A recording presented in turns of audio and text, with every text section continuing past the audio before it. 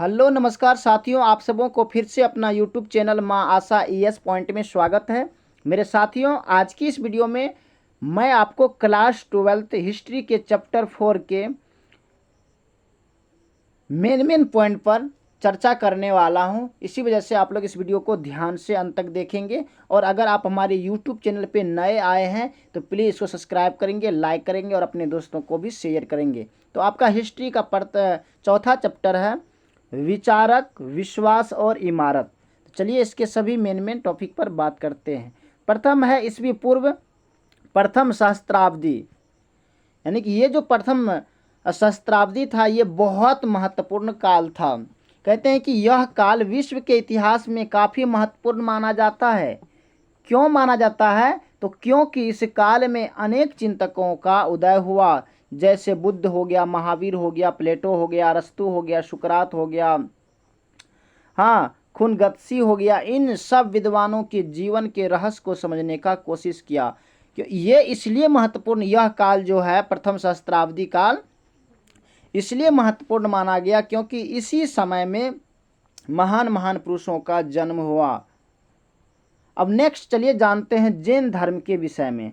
तो सबसे पहले आप जानिए कि जैन धर्म का संस्थापक कौन है। आपसे क्वेश्चन पूछा जाता है कि जैन धर्म का संस्थापक कौन था। तो इसका जो संस्थापक है उसका नाम है ऋषभदेव। प्रमुख सिद्धांत इन्होंने दिया था नियतिवाद, अर्थात सब कुछ भाग और नियति के अधीन है।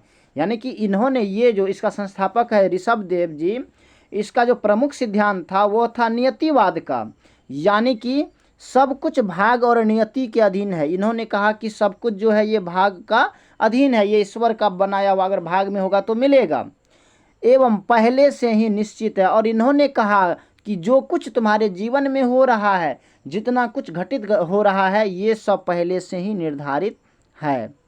तो आपको याद होना चाहिए कि जैन धर्म का संस्थापक कौन है, तो ऋषभदेव जी। बहुत इंपॉर्टेंट क्वेश्चन है। चलिए इसके आगे समझते हैं इसके विषय में थोड़ा सा। तो जैन शब्द जिन शब्द से निकला है, जैन शब्द है ये जिन शब्द से निकला है, जिसका अर्थ होता है विजेता। जैन धर्म ग्रंथों का संकलन अंतिम रूप से 500 ईस्वी के आसपास गुजरात के वल्लभी में हुआ। जैन धर्म भारत के प्राचीन धर्मों में से एक है। कहते जैन धर्म जो है ये भारत के प्राचीन यानी कि पहले के धर्मों में से एक है। जैन धर्म की शिक्षाएं 6 शताब्दी ईस्वी पूर्व से पहले ही भारत में प्रचलन थी। अब जैन परंपरा के अनुसार महावीर से पहले तय शिक्षक हो चुके थे। जब महावीर जी का जन्म हुआ उससे पहले तय शिक्षकों, ये जो है ना, कहते जब जैन परंपरा के अनुसार महावीर से पहले तय शिक्षक हो चुके थे, यानी कि वैसे वैसे साधु महात्माएं तय हो चुका था। ये 24वें हुआ। कौन? महावीर स्वामी जी, जिन्हें तीर्थंकर कहा जाता है और इसे ही तीर्थंकर कहा जाता है। यानी वे महापुरुष जो कि पुरुष और महिलाओं को जीवन की नदी के पार पहुँचे हैं। महावीर जैन धर्म के 24वें तीर्थंकर थे। बहुत बार क्वेश्चन पूछा गया, अगर आप क्वेश्चन बैंक पढ़ोगे तो आपको समझ में लगेगा, उसमें बहुत बार ये क्वेश्चन पूछा गया है कि महावीर स्वामी मतलब ये कौन से तीर्थंकर थे, तो 24वें तीर्थंकर थे। या क्वेश्चन करेगा आपसे 24वें तीर्थंकर कौन थे, तो महावीर स्वामी जी। तो महावीर स्वामी जी किस धर्म से संबंधित है, तो जैन धर्म से संबंधित है। इसको भी आप याद रखेंगे। जैन धर्म से पहले तीर्थंकर ऋषभदेव थे। जैन धर्म के 23वें तीर्थंकर पार्श्वनाथ जी थे। ये भी बहुत इंपॉर्टेंट पॉइंट है, आपसे क्वेश्चन करेगा जैन धर्म के 23वें तीर्थंकर कौन थे, तो इसका आंसर होगा आपको पार्श्वनाथ जी। देखिए, मैं तो सिर्फ एक ही बात कहूँगा, अगर आपको जीवन में कुछ करना है ना, तो आपको प्रत्येक टॉपिक को विस्तारित रूप से जानना होगा। लेकिन एक बात है, अगर आपने कुछ समय लगा करके अगर आपने विस्तारित रूप से इसको समझ जाते हैं ना, तो इसका शॉर्ट हो या लॉन्ग हो या ऑब्जेक्टिव क्वेश्चन जो कुछ भी है, आप उसको आसानी से डील कर लेंगे, आप उसको आसानी से बना लेंगे। इसलिए आपको जो है ना, इसको बारीकी से समझना है। अगर आप समझ जाते हैं ना, तो इसका ऑब्जेक्टिव और सब्जेक्टिव आपको याद करने में बिल्कुल भी परेशानी नहीं होगा। तो फास्ट में आप लोग इस वीडियो को शेयर भी कर देंगे और लाइक भी कर देंगे। चलिए अब जानते हैं कि ये तीर्थंकर क्या होता है। तीर्थंकर यानी कि तीर्थंकर का शाब्दिक अर्थ संसार से पार होने के लिए घाट या तीर्थ का निर्माण करने वाला। और प्रथम तीर्थंकर के विषय में जानेंगे तो प्रथम कौन था, इससे पहले भी हमने बताया ऋषभ देव जी, जिन्होंने इस धर्म का संस्थापक माना गया है। और यह अयोध्या के इक्ष्वाकु राजवंश से संबंधित में इनका प्रतीक चिन्ह वर्षभ हिंदू पुराणों में नारायण का अवतार माना गया है।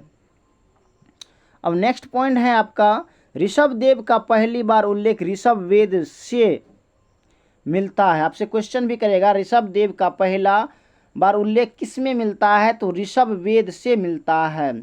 और दूसरा तीर्थंकर के विषय में थोड़ा जानेंगे तो ये था अजितनाथ। देखिए इसमें जो मेन इंपॉर्टेंट है आपके लिए उसी के विषय में हमने इस पर चर्चा किए हैं। तो इसका था दूसरा अजितनाथ, जो पहली बार इनका उल्लेख यजुर्वेद से मिलता है। इसका जो उल्लेख है यह यजुर्वेद से मिलता है। अब जानेंगे 19वें तीर्थंकर, ये था मल्लीनाथ, जिसको हम नेमिनाथ भी कहते हैं, जो कि वासुदेव कृष्ण के समकालीन भी थे। आप तो वासुदेव कृष्ण को जानते होंगे। अब नेक्स्ट है, लेकिन अभी तक प्रथम 22 तीर्थंकरों की ऐतिहासिकता व प्रामाणिकता को स्वीकार नहीं किया गया है।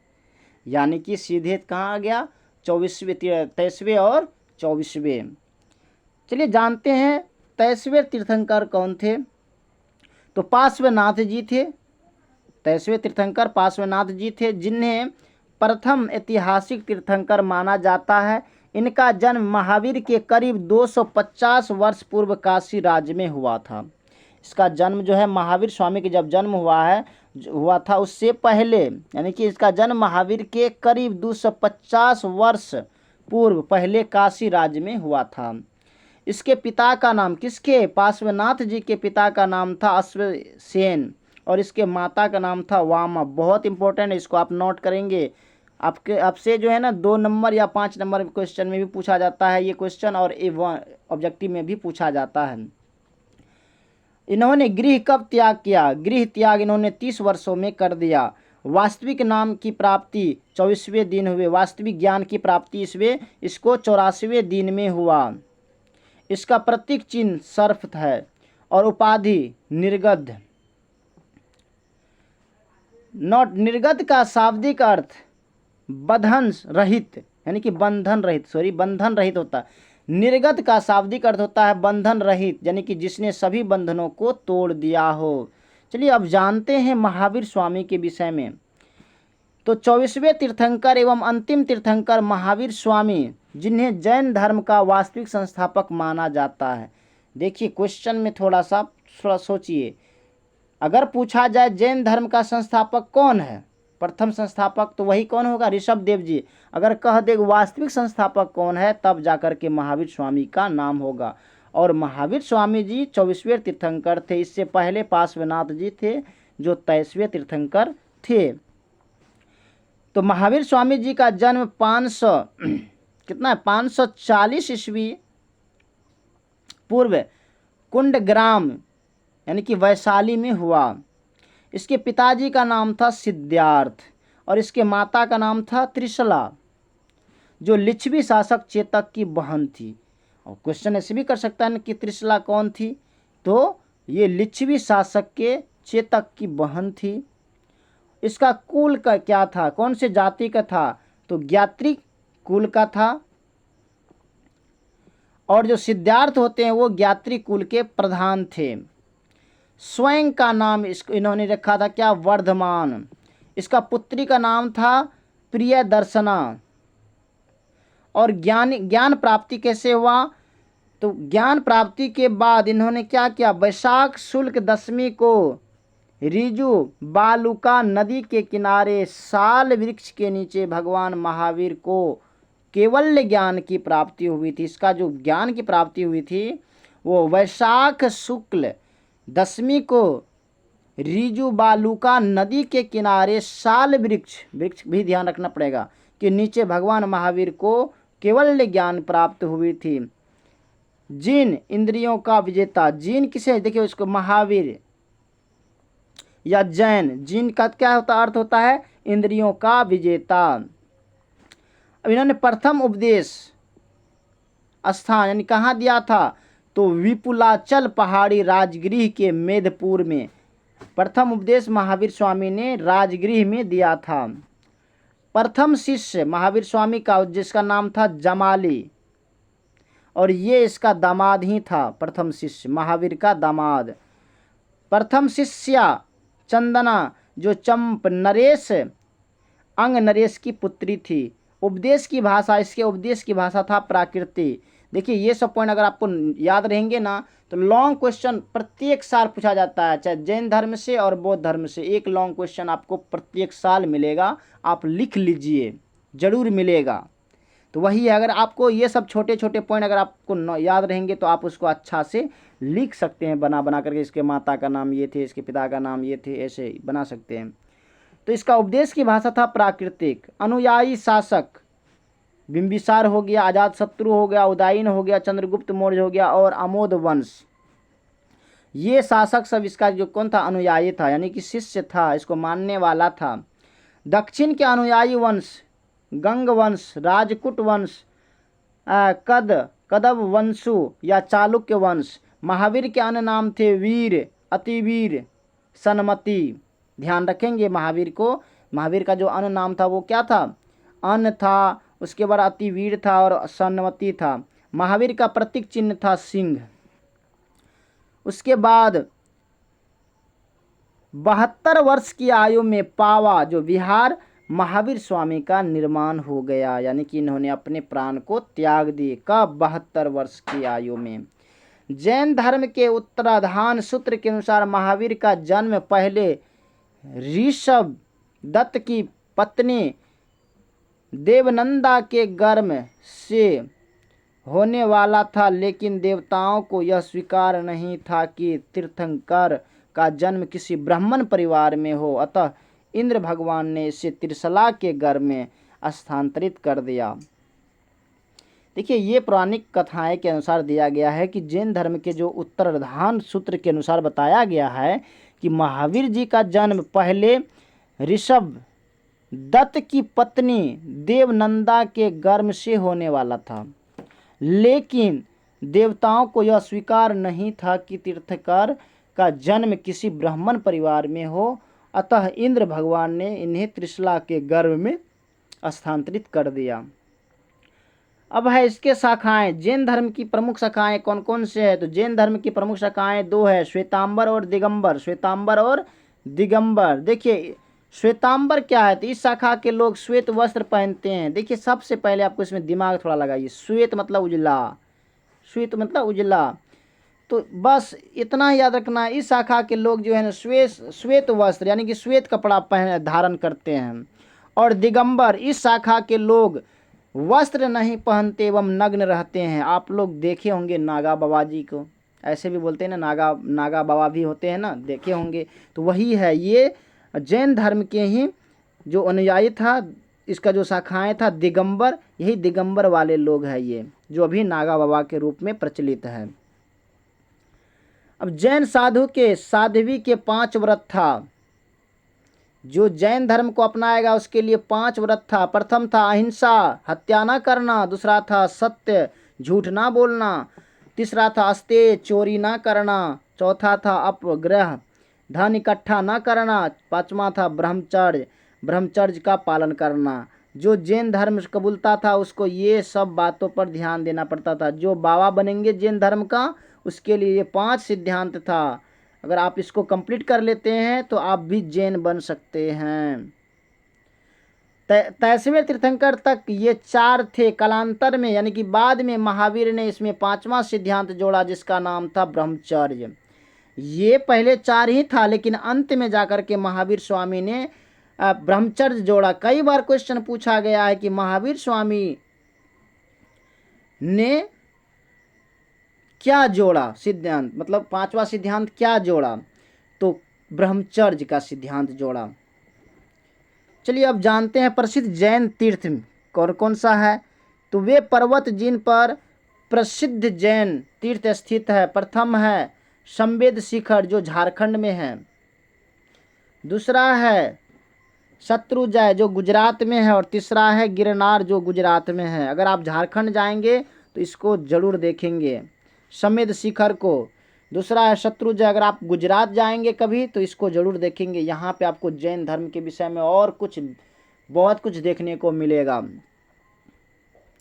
अब है प्रमुख जैन गुफाएं कहाँ कहाँ हैं, तो उदयगिरी एवं खंडगिरी जो उड़ीसा में है, और एलोरा जो महाराष्ट्र में। एलोरा का मंदिर बहुत प्रसिद्ध है।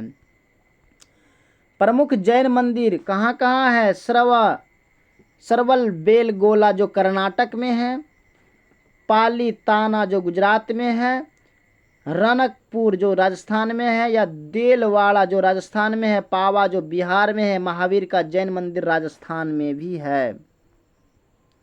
चलिए अब जानते हैं जैन दर्शन की अवधारणा क्या क्या थी।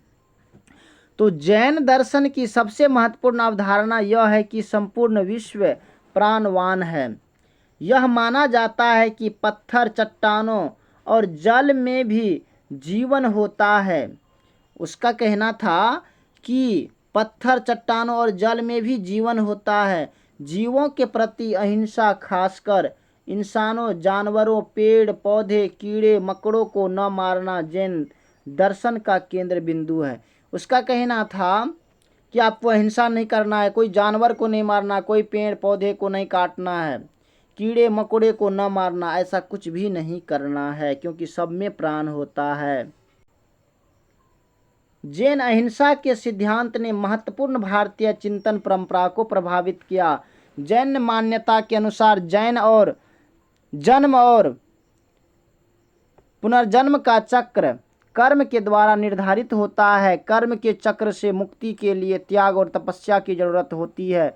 यह संसार के त्याग से भी संभव हो पाता है।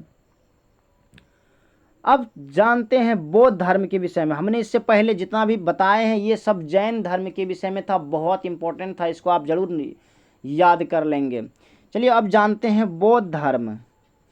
बौद्ध धर्म जैसे ही नाम आया आपको महावीर, क्या नाम था महावीर की, भगवान बुद्ध को याद करना है। तो बौद्ध धर्म एक प्राचीन और महान धर्म है जो कि भारत से निकला है। सबसे खास बात इसका ये है, ये जो धर्म है यह कहाँ से निकला है, भारत से निकला है। महात्मा बुद्ध ने बौद्ध धर्म की स्थापना किया। बहुत इंपॉर्टेंट क्वेश्चन है, क्वेश्चन करेगा किसने बौद्ध धर्म का स्थापना किया, तो महात्मा बुद्ध ने। बौद्ध धर्म की स्थापना लगभग 6वीं शताब्दी ईस्वी पूर्व में हुआ था। इसको हम 6ठी शताब्दी ईस्वी पूर्व बोलते हैं। ईसाई और इस्लाम धर्म के बाद यह दुनिया का तीसरा सबसे बड़ा धर्म है। कहते हैं ईसाई और इस्लाम धर्म के बाद यह दुनिया का सबसे तीसरा बड़ा धर्म है। इस धर्म को मानने वाले ज़्यादातर लोग आपको चीन में मिलेगा, जापान में, कोरिया में, थाईलैंड में, कंबोडिया में, श्रीलंका, नेपाल, भूटान और भारत। तब न जाकर के ये विश्व का तीसरा सबसे बड़ा धर्म बना। अब जानते हैं महात्मा बुद्ध के विषय में थोड़ा सा। बौद्ध धर्म के संस्थापक कौन है, तो महात्मा बुद्ध। कौन है, महात्मा बुद्ध। इसका पूरा नाम था गौतम बुद्ध। बचपन का नाम था इसका सिद्धार्थ। ये सारे पॉइंट आप जरूर नोट करके याद करेंगे। तो महात्मा बुद्ध का बचपन का नाम था सिद्धार्थ और पूरा नाम था गौतम बुद्ध, और इसका जन्म हुआ था 563 ईस्वी पूर्व में, और वह जगह का नाम था, जन्म स्थान था लुम्बिनी जो नेपाल में पड़ता है। और इसके पिताजी का नाम था सुशोधन या शुद्धोधन। इसके माताजी का नाम था माया देवी। बुद्ध के जन्म के 7 दिन के बाद इसकी मृत्यु हो गई थी। बुद्ध जब जन्मे उसके 7 दिन के बाद इसकी मृत्यु का इसके माँ का देहांत हो गया। इसके सतोली माँ थी प्रजापति गौतमी, जिन्होंने इसका लालन पालन किया। संभवतः इसी वजह से इसका नाम गौतम बुद्ध पड़ा। आप जगह पढ़ेंगे आगे तो इसमें स्पष्ट दिया हुआ है कि इसका जो पोषण पालन इसके मौसी प्रजापति मतलब यानी कि प्रजापति गौतमी ने किया था, इसी वजह से इसका नाम गौतम बुद्ध पड़ा। इसका वंश था तो शाक वंश का था। इसका पत्नी का नाम था यशोधरा और इसके पुत्र था एक जिसका नाम था राहुल। ये गोत्र कौन सा था, तो गौतम गोत्र से बिलोंग करता था। राज्य का नाम था शाक गणराज और इसका राजधानी था कपिलवस्तु। ज्ञान प्राप्ति इसको कहाँ हुआ? तो निरंजना नदी के किनारे, निरंजना पुनपुन नदी के किनारे वट वृक्ष के नीचे उज्जवन वेला यानी कि बोध गया नामक स्थान में इसको ज्ञान की प्राप्ति हुआ। किसको? महात्मा बुद्ध को। तो शाक वंश के होने के कारण शाक मुनि व गौतम गोत्र के होने के कारण गौतम बुद्ध कहलाए। ये भी एक कारण है कि क्वेश्चन करेगा गौतम बुद्ध क्यों कहलाए? तो शाक वंश के होने के कारण शाक मुनि व गौतम गोत्र के होने के कारण गौतम बुद्ध कहलाए। एक ये भी हो गया और एक पहले भी जो हमने बताए थे वो भी, कि यानी इसका लालन पालन, इसके माता जी की मृत्यु के बाद जो इसका पालन पोषण प्रजापति गौतमी ने किया था, इससे भी पता चलता है कि इसका नाम गौतम बुद्ध रखा गया। देखिए इन्होंने प्रथम उपदेश कहाँ दिए थे? प्रथम उपदेश सारनाथ हो गया, काशी अथवा वाराणसी के 10 किलोमीटर पूर्वोत्तर में स्थित प्रमुख बौद्ध तीर्थ स्थल है। ज्ञान प्राप्ति के पश्चात भगवान बुद्ध ने अपना प्रथम उपदेश यही दिया था, जिसे धर्मचक्र प्रवर्तन का नाम दिया जाता है। प्रथम शिष्य इसका कौन था? तो तपस्सु एवं भल्लीनाथ नामक बंजारे या वणिक को गया में, ये जो है ना तपस्सु एवं भल्लीनाथ नामक व्यक्ति इसका प्रथम शिष्य था। प्रधान शिष्य था उपाली, बहुत इंपॉर्टेंट है। और प्रिय शिष्य था, सबसे प्रिय शिष्य था, उसका नाम था आनंद। प्रथम शिष्या कौन थी? तो इसका मौसी प्रजापति गौतमी। आनंद के कहने पर प्रथम महिला अनुयायी हुआ। आप देखिए इसमें ये बात है, इसका आनंद जो प्रथम प्रिय शिष्य था, उन्होंने बोला कि आप जो है ना औरतों को भी इस धर्म में सम्मिलित होने का मौका दीजिए। तो इन्होंने फिर मौका दिया। तो सबसे पहले इसका जो शिष्या बनी वो इसका मौसी, इसका नाम था प्रजापति गौतमी। और ये किसके कहने पर? आनंद के कहने पर दिया था। उपदेश की भाषा था इसका पाली। सर्वाधिक उपदेश देने वाला स्थान हो गया आपको श्रावस्ती।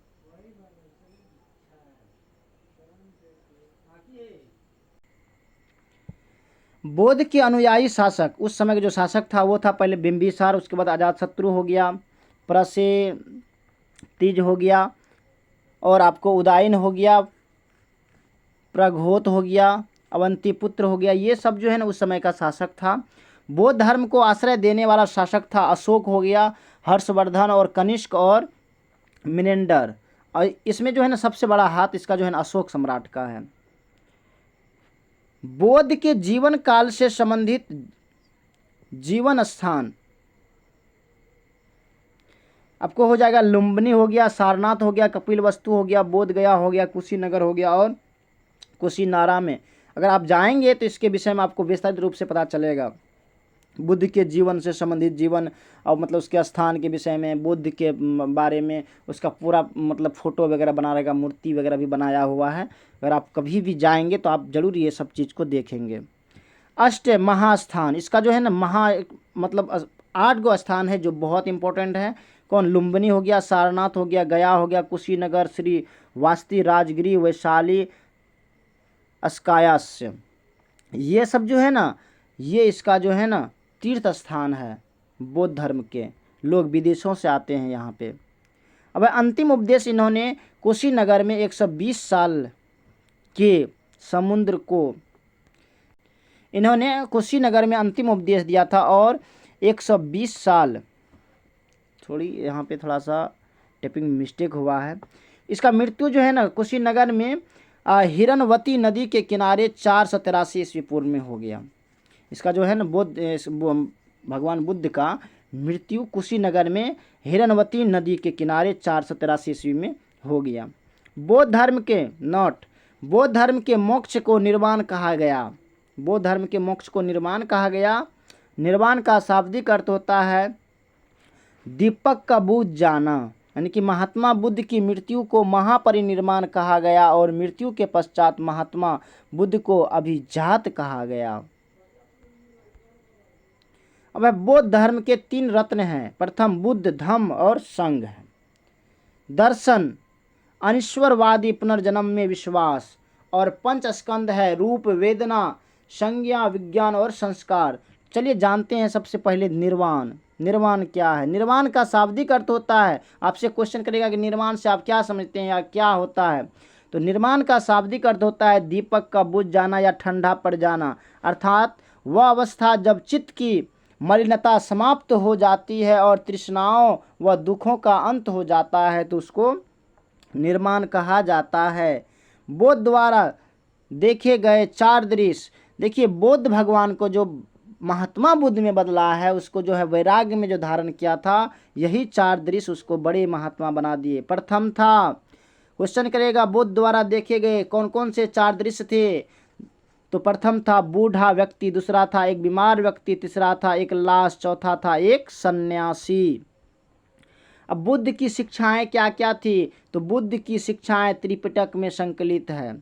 त्रिपिटक को 3 टोकरियां भी कहा जाता है। 3 टोकरी किसे कहा जाता है, तो त्रिपिटक को। क्वेश्चन करेगा बुद्ध की शिक्षाएं कहाँ संकलित किया गया है, तो त्रिपिटक में संकलित किया गया है। अब है त्रिपिटक। त्रिपिटक में 3 है, प्रथम है सूत पिटक, दूसरा है विनय पिटक, तीसरा है अभिधम्म पिटक। तो सूत पिटक बुद्ध की शिक्षाएं एवं बौद्ध धर्म का एनसाइक्लोपीडिया कहा जाता है।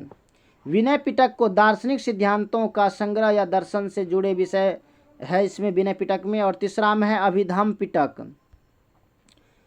संघ संबंधी नियमों, दैनिक आचार विचार व विधि निवेश का संग्रह, संघ या बौद्ध मठों में रहने वाले लोगों के लिए नियमों का संग्रह था इसमें अभिधम्म पिटक में।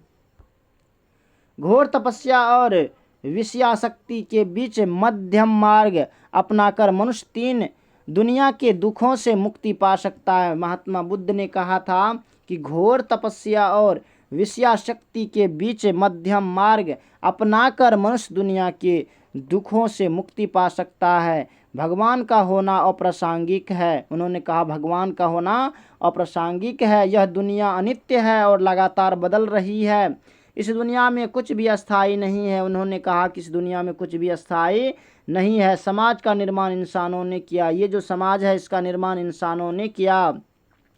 बुद्ध, तुम सब अपने लिए खुद ही ज्योति बनो क्योंकि तुम्हें खुद ही अपनी मुक्ति का रास्ता ढूंढना है। उन्होंने कहा है कि तुम सब अपने लिए खुद ही ज्योति बनो क्योंकि तुम्हें खुद की अपनी मुक्ति का रास्ता ढूंढना है। इस दुनिया में दुख ही दुख है और दुख का कारण है इच्छा, लोभ और लालच। महात्मा बुद्ध ने कहा था कि इस दुनिया में दुख ही दुख है। ये सही है कि दुख ही दुख है और दुख का कारण है इच्छा या लोभ और लालच। ये सबसे बड़ी कारण है दुनिया के दुखों का। आप भी जानते होंगे कि लालच जिसमें है, जिसका इच्छा है कि ये करे वो करे ये करे, वैसे करते करते करते ऐसे मर जाते हैं। तो इसलिए ज़्यादा इच्छा भी नहीं रखना चाहिए किसी से, कोई लोभ भी नहीं करना चाहिए और ज़्यादा लालच भी नहीं रखना चाहिए, किसी पर ज़्यादा आशा भी नहीं करना चाहिए। चलिए अब जानते हैं बौद्ध धर्म तेजी से क्यों फैल गया। बहुत इंपॉर्टेंट क्वेश्चन है। तो बौद्ध धर्म बहुत साधारण था, इसमें जाति प्रथा नहीं थी, कोई भी इसे आसानी से अपना सकता था, सबके साथ समान व्यवहार किया जाता था, उच्च नीच का भेदभाव ना था। वर्ण व्यवस्था पर हमला किया। इन्होंने क्या किया? वर्ण व्यवस्था पर हमला किया। तो ये 5-6 पॉइंट आप उसमें नोट कर देंगे। दूसरा और नेक्स्ट था ब्राह्मणीय नियमों का विरोध किया इन्होंने। महिलाओं को भी संघ में शामिल किया जाने लगा। महिलाओं को पुरुषों से जितने अधिकार दिए, महिलाओं को पुरुषों के जितने अधिकार दिया। बौद्ध धर्म उदार एवं लोकतांत्रिक था, ईश्वर और आत्मा के अस्तित्व को नहीं माना। बौद्ध संघ के नियम द्वारा कठोर नहीं थे, कठोर तप का विरोध करके मध्यम मार्ग अपनाने की बात कहा गया है। चलिए अब जानते हैं हीनयान व महायान में क्या अंतर है। ये हीनयान क्या है और महायान क्या है। देखिए बौद्ध धर्म के 2 शाखाएं हैं, प्रथम है हीनयान और दूसरा है महायान। बहुत बार क्वेश्चन पूछा गया है। तो हीनयान में अर्हत के आदर्शों को स्वीकार किया गया और महायान में बोधिसत्व का आदर्श स्वीकारा गया। बोधिसत्व क्या होता है? तो दूसरों के परोपकार के लिए प्रयत्नशील रहते हैं और तब तक निर्माण प्राप्त नहीं करते जब तक औरों में भी मार्ग नहीं दिख देते। समान मनुष्य से इनकी भिन्नता यह है कि इसमें 10 उत्तम गुणों की परिकृष्टता होती है जिन्हें परामितता कहते हैं। ये बोधिसत्व के बारे में दिया गया है। बुद्ध महान व्यक्ति के रूप में स्वीकार हुआ। नेक्स्ट है निर्वाण के लक्ष्य की प्राप्ति ज्ञान द्वारा संभव है। इन्होंने कहा कि हीनयान का कहना था कि निर्माण के लक्ष्य की प्राप्ति ज्ञान द्वारा संभव है और महायान का कहना था कि बुद्ध ईश्वर के रूप में प्रतिष्ठित है। हीनयान में था मूर्ति पूजा नहीं, लेकिन महायान में बुद्ध की करुणा एवं भक्ति से ही लक्ष्य की प्राप्ति संभव है। ये दो इसके शिष्य थे और इसका था कि परंपरागत बौद्ध धर्म और इसका था परिवर्तित रूप। ये हीनयान और महायान में अंतर था।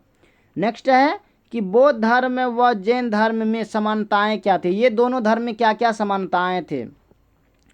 तो ये दोनों धर्म में समानताएं थे। निर्वित मार्ग एवं त्याग को महत्व, वेदों की प्रामाणिकता के खंडन के कारण दोनों की गणना नास्तिक परंपरा की गई, ईश्वर सृष्टि के रचयिता के रूप में अस्वीकार, कर्म एवं पुनर्जन्म का सिद्धांत, आचरण के सिद्धांत को महत्व, सामाजिक समानता का आदर्श, ये दोनों मिलता जुलता था। इसमें जन्म के स्थान पर कर्म पर आधारित वर्ण व्यवस्था को नष्ट करने का प्रयास किया। ये दोनों धर्म ने मिल करके। बौद्ध धर्म व जैन धर्म में क्या अंतर है? बहुत इंपॉर्टेंट क्वेश्चन है। तो जैन धर्म में कठोर त्याग को प्रधानता, जबकि बौद्ध धर्म में मध्यम मार्ग। जैन धर्म में कठोर त्याग की प्रधानता थी, लेकिन इसमें मध्यम मार्ग यानी कि बीच का मार्ग, नहीं ज़्यादा हार्ड नहीं तो ज़्यादा नॉर्मल। जैन धर्म शाश्वत एवं नित्य आत्मा में विश्वास करता है, जबकि बौद्ध धर्म अनात्मवाद है। जैन धर्म के अनुसार निर्माण के लक्ष्य की प्राप्ति देह संपत्ति के बाद ही संभव है, जबकि बौद्ध धर्म के अनुसार ज्ञान की प्राप्ति के साथ ही एक लक्ष्य संभव है। जैन धर्म के बौद्ध धर्म की अपेक्षा हिंसा को अधिक महत्व दिया गया। देखिए, जैन धर्म में बौद्ध धर्म की अपेक्षा हिंसा को अधिक महत्व दिया गया है। चलिए अब जानते हैं थोड़ा सा स्तूप के बारे में। स्तूप का शाब्दिक अर्थ है किसी वस्तु का ढेर। स्तूप का विकास ही संभवतः मिट्टी के ऐसे चबूतरे से हुआ जिसका निर्माण मृतक की चिता के ऊपर अथवा मृतक की चुनी हुई अस्थियों के रखने के लिए किया जाता था। ये कोई जो मरता था ना, उसका हड्डी को रखने के लिए। हाँ, गौतम बुद्ध के जीवन की प्रमुख घटनाएं जन्म संबंधित, धर्म चक्र परिवर्तन और निर्माण से संबंधित स्थानों पर भी स्तूपों का निर्माण हुआ। और कहते हैं कि बौद्ध धर्म के जीवन की प्रमुख घटनाओं जैसे हो गया जन्म, हो गया संबंधित, हो गया धर्म चक्र परिवर्तन तथा निर्माण से संबंधित स्थानों पर भी स्तूप का निर्माण किया गया। जैसे अभी हम लोग मंदिर की तरह नहीं बनाते हैं, उसी टाइप से पहले ऐसे स्तूप बनाया जाता था। अब है सांची का स्तूप। तो सांची भोपाल में एक जगह का नाम है और यह मध्य प्रदेश में स्थित है। वहाँ पे स्तूप बना हुआ है। सांची में एक प्राचीन स्तूप है जो कि अपनी सुंदरता के लिए काफ़ी प्रसिद्ध है। सांची का यह प्राचीन स्तूप महान सम्राट अशोक द्वारा बनाया गया था। ये जो है सांची का स्तूप है, ये महान सम्राट अशोक द्वारा बनाया गया था। इस स्तूप का निर्माण कार्य 3री शताब्दी ईसा पूर्व में हुआ था। अब सांची के स्तूप का संरक्षण। तो 19वीं सदी के यूरोपियों में सांची के स्तूप को लेकर काफ़ी दिलचस्पी थी, क्योंकि सांची का स्तूप बेहद सुंदर एवं आकर्षक था। फ्रांस के लोगों ने सांची के पूर्वी तोरण द्वार, जो कि काफ़ी सुंदर था, को फ्रांस के संग्रहालय में प्रदर्शित करने के लिए तोरण द्वार को फ्रांस ले जाने की मांग शाहजहां बेगम से की। ऐसी ही कोशिश अंग्रेज लोगों ने भी की, लेकिन बेगम नहीं चाहती थी कि सांची के स्तूप का यह तोरण द्वार कहीं और जाए। तो बेगम ने अंग्रेजों को और फ्रांसीसियों को बेहद सावधानी पूर्वक तरीके से बनाई गई एक प्लास्टर प्रतिकृत यानी कि कॉपी थमा दी और वे लोग संतुष्ट हो गया। ऐसे ही सेम टू सेम एक ठो कॉपी दे दिया उसको। भोपाल की बेगमों का स्तूप के संरक्षक में बेहद योगदान रहा है। शाहजहां बेगम और सुल्तान जहां बेगम ने स्तूप के संरक्षण के लिए बहुत से कार्य किए, रख रखाव के लिए धन दान भी दिया, संग्रहालय बनाने के लिए दान दिया। जॉन मार्शल ने बहुत सी पुस्तकें लिखी और उनके प्रकाशन के लिए भी बेगमों ने दान दिया। चलिए अब थोड़ा सा जानते हैं यज्ञ और विवाद, थोड़ा इस पर भी चर्चा करेंगे। यज्ञ क्या होता है? तो वैदिक परंपरा की जानकारी हमें ऋग्वेद से मिलती है। वैदिक परंपरा की जानकारी हमें ऋग्वेद से मिलती है और ऋग्वेद के अंदर आपको अग्नि हो गया, इंद्र हो गया, सोम आदि देवताओं को पूजा जाता है। और यज्ञ के समय लोग मवेशी, बेटे, स्वास्थ्य और लंबी आयु के लिए प्रार्थना करते हैं। और शुरू में यज्ञ सामूहिक रूप से किए जाते थे, बाद में घर के मालिक खुद यज्ञ करवाने लगे।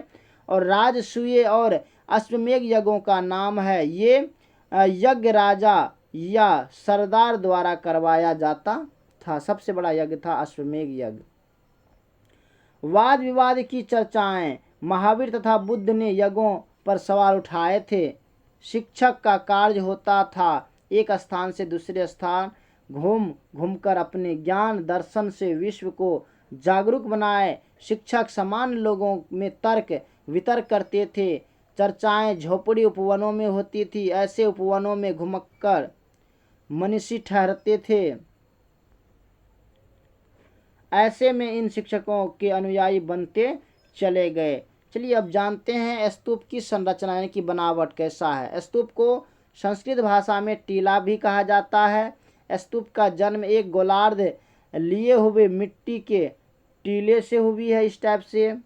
इसके बाद में अंड कहा जा गया। धीरे धीरे इनकी बनावट में बदलाव होने लगा। अंड के ऊपर एक हर्मिका होती थी। इसके अंड के ऊपर एक हर्मिका होती थी। यह छज्जे जैसा ढांचा देवताओं का घर समझा जाता था।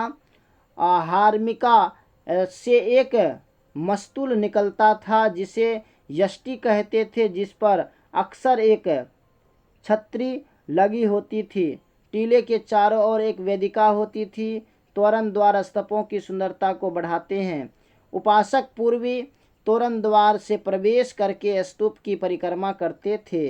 अब स्तूप कैसे बनाए गए, थोड़ा इसके विषय में थोड़ा जानते हैं। स्तूपों की वेदिकाओं और स्तंभों पर मिले अभिलेखों से इन्हें बनाने और सजाने के लिए दिए गए दान का पता चलता है। कुछ दान राजाओं के द्वारा दिए गए, जैसे सातवाहन वंश के राजा, जो कुछ दान शिल्पकारों और व्यापारियों की श्रेणियों द्वारा दिए गए।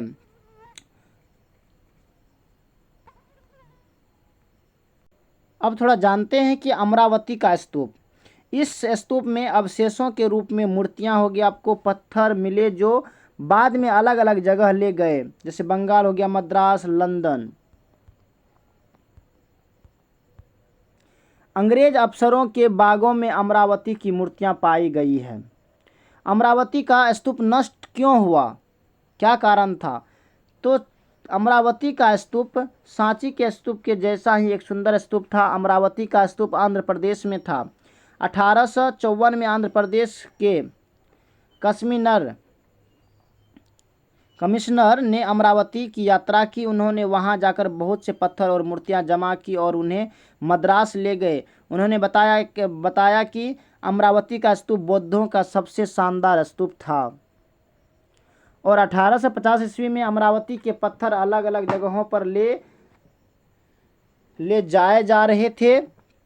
कुछ पत्थर कलकत्ता में एशियाटिक सोसाइटी ऑफ बंगाल पहुँचे, कुछ पत्थर मद्रास पहुँचे, कुछ पत्थर लंदन पहुँचे। कई मूर्तियों को अंग्रेज अफसरों ने अपने बागों में लगवाया। हर नया अधिकार अमरावती से मूर्ति उठा कर ले जाता था और कहता था कि हमसे पहले भी अधिकारी मूर्ति लेकर गए हैं, हमें मत रोको। एक अलग सोच के व्यक्ति थे एच कॉल। पुरातत्ववेदता एच कॉल उन मुट्ठी भर लोगों में से एक जो अलग सोचते थे। उन्होंने लिखा कि इस देश की प्राचीन कला कृतियों को लूट होने देना मुझे आत्मघाती और असमर्थनीय नीति लगती है। वे मानते थे कि संग्रहालयों में मूर्तियों की प्लास्टर के कृतियां रखी जानी चाहिए, जबकि असली कृतियां खोज की जगह पर ही रखी जानी चाहिए। दुर्भाग्य से कौल अधिकारियों को अमरावती पर इस बात के लिए राजी नहीं कर पाए, लेकिन खोज की जगह पर ही संरक्षण की बात को साचिव के लिए मान लिया गया। अब नेक्स्ट पॉइंट है आपका, पौराणिक हिंदू धर्म का उदय कैसे हुआ। तो हिंदू धर्म सबसे प्राचीनतम धर्म में से एक है, बहुत इंपॉर्टेंट क्वेश्चन है ये। उसके बाद इसमें वैष्णव और शैव परंपरा शामिल है। वैष्णव जो विष्णु भगवान को मुख्य देवता मानते हैं, वैष्णव किसे कहते हैं, जो विष्णु भगवान को मुख्य देवता मानते हैं, और शैव जो शिव भगवान को मुख्य देवता मानते हैं। वैष्णववाद में कई अवतारों को महत्व दिया गया। ऐसा माना जाता है कि जब संसार में पाप बढ़ता है तो भगवान अलग अलग अवतारों में संसार की रक्षा करने आते हैं, और इस परंपरा में 10 अवतारों की कल्पना की गई है, यानी कि विष्णु के 10 रूपों का। मूर्ति पूजा की जाती है, और इसमें मूर्ति पूजा किया जाता है और शिव भगवान को उनकी प्रतीक लिंग के रूप में दर्शाया जाता है। अब मंदिरों का निर्माण कैसे हुआ। तो प्रारंभ में मंदिर एक चौकोर कमरे की तरह होते थे, जिसे राजगिरी कहा जाता था। उसके बाद इसमें एक दरवाज़ा होता था, जिसमें पूजा करने के लिए अंदर जा सकते थे। मूर्ति की पूजा की जाती थी। फिर बाद के समय में गर्भगृह के ऊपर एक ढांचा बनाया जाने लगा, जिसे शिखर कहा जाता था। मंदिर की दीवारों पर चित्र उत्कीर्ण किए जाते थे। फिर धीरे धीरे मंदिरों को बनाए जाने वाले तरीके विकसित होते गए। अब मंदिरों में विशाल सभा स्थल, ऊंची दीवार बनाए जाने लगे। प्रारंभ में कुछ मंदिरों को पहाड़ों को काटकर गुफा की तरह बनाया गया था। मेरे साथियों, इस चैप्टर में जितने भी मेन इम्पोर्टेंट पॉइंट था हमने आपको बताए। बाकी ये वीडियो आपको कैसा लगा आप हमें कमेंट में बताएंगे। अगर आपको अच्छा लगा होगा तो प्लीज़ आप हमारे यूट्यूब चैनल को भी सब्सक्राइब करेंगे, लाइक करेंगे और अपने दोस्तों को भी शेयर करेंगे। बाकी thanks very much, all the best. फिर मिलते हैं आगे की वीडियो में, तब तक के लिए जय हिंद।